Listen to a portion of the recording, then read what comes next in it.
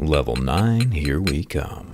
Yesterday, I was using this camera, an Insta360 X5, while unloading a horse from a horse trailer. Insta360 asked to sponsor a video, however, I had no idea how painful it was about to become. Keep in mind that these full-size horses can weigh over 1,000 pounds. Yeah, that was not good. And watch carefully and you can see where that 1,000-pound hoof ends up. I'll save you the pain of looking at the aftermath pictures of my foot, but it's safe to say that my pinky toe got durability tested, failed, and I'm pretty sure it's broken. Effin' chat for my toe. But thanks to the 8K resolution on the X5, I can reframe the whole video and zoom in so you can see just the steps as well. And I'm gonna be honest, that hoof placement looks very much intentional on the horse's part. Yeah, that was not good.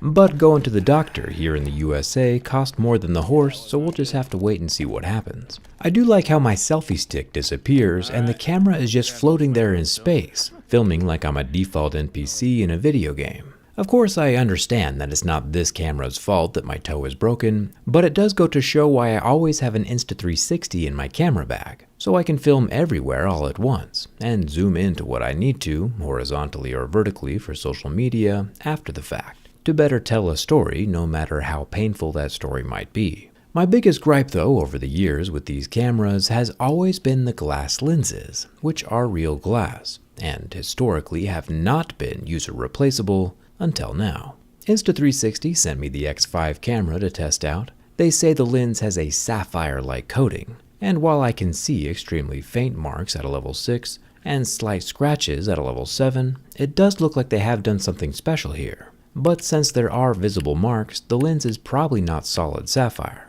especially as our level 8 pick slices through the glass, and our level 9 pick, which has a tip made with corundum or aluminum oxide, causes some massive devastation. Glass is glass, and action cameras go through more abuse than any other style of camera, and one accidental whack, like this bump my Insta360 X4 received in Goblin Valley, or when it got knocked over by a camel in Kenya.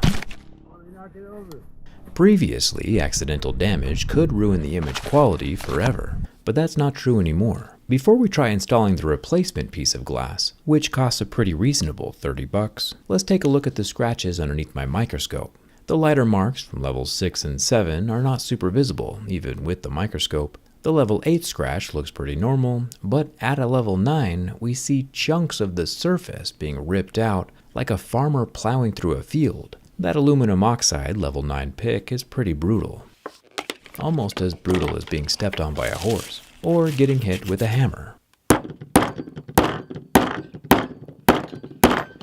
The Insta360 X5 obviously has two lenses, and since it should only take us about 10 seconds to replace, we might as well durability test the other side as well. And to be honest, with its glass construction, I assumed that after a few whacks, the hammer would be enough to shatter this thing.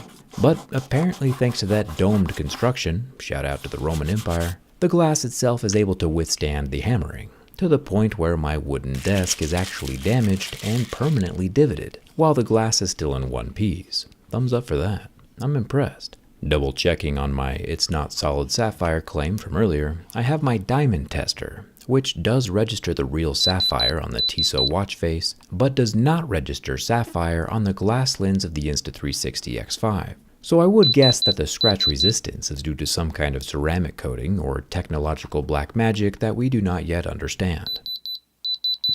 The Insta360 X5 replacement glass kit only comes with one piece of replacement glass, which is something to keep in mind if both lenses are damaged. Normally these cost 30 bucks, but I talked Insta360 into giving the first 50 people who buy the new X5 a free lens replacement kit. The link for that is down in the description.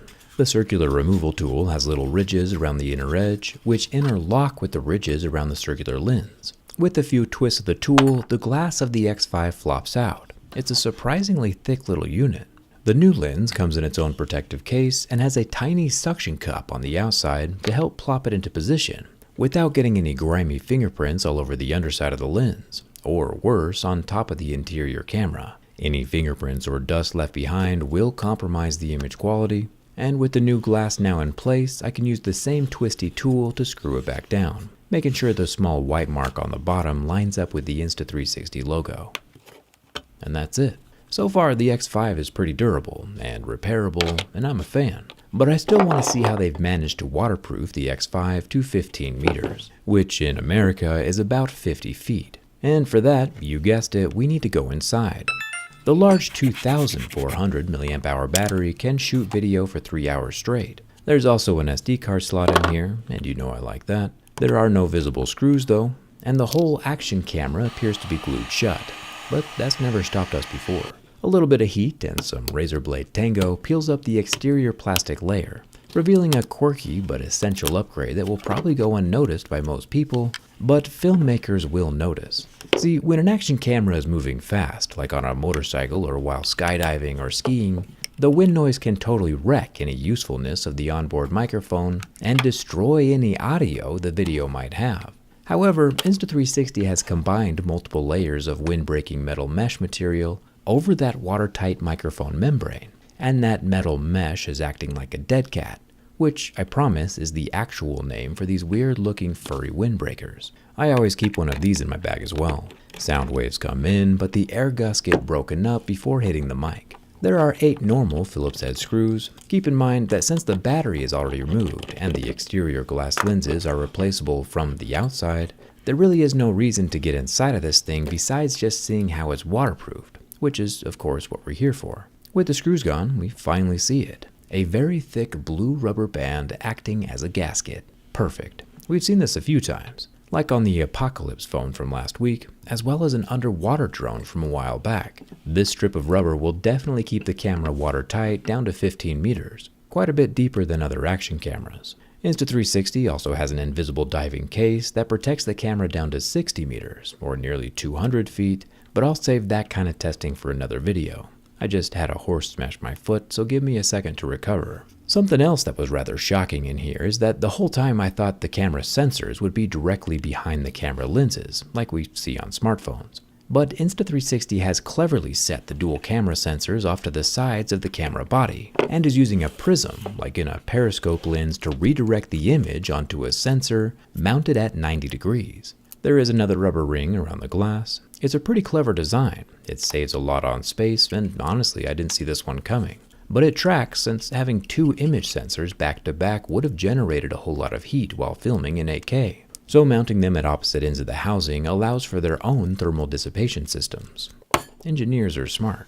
The X5 sensor is 144% larger than the sensor on the X4, and if we take a look at it under a microscope, we really don't see anything recognizable. And I'm gonna be honest, I don't really know how camera sensors work, and at this point I'm too afraid to ask. But I do know that the bigger sensors are able to capture more light, which means a better image quality at higher resolutions, and I am a fan of that. It's also cool to see the Lego-style plugs for the camera sensors are literally glued to the motherboard, so that they won't accidentally come disconnected when they encounter violent situations, like action cameras often do. The motherboard has 3 large processors on it. The triple AI chips help reduce noise for cleaner images. They also stitch together the 360-degree sensors in real time, while tracking a subject and digitally removing selfie sticks. It's also curious, there is a massive amount of thermal paste bridging the backside of the motherboard to the internal metal housing of the removable battery, but any heat dissipation is good dissipation in my book.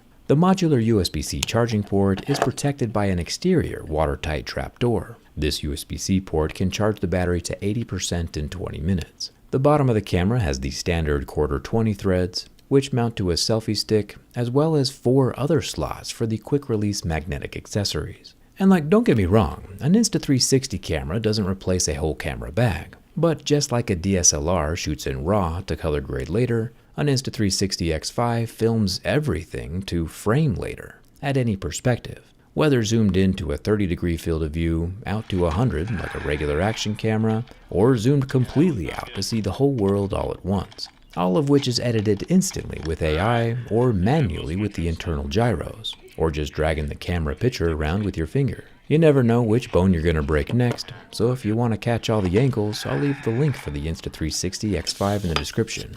And remember, the first 50 people also get a free lens replacement kit. You're welcome. Thanks a ton for watching. I'll see you around after my foot gets better.